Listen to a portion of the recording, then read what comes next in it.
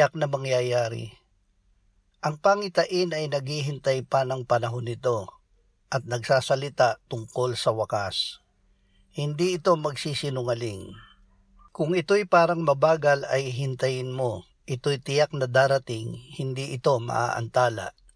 Habakuk 2:3. Ang sinabi ng Diyos na kanyang gagawin ay tiyak na mangyayari sa oras na itinakda niya.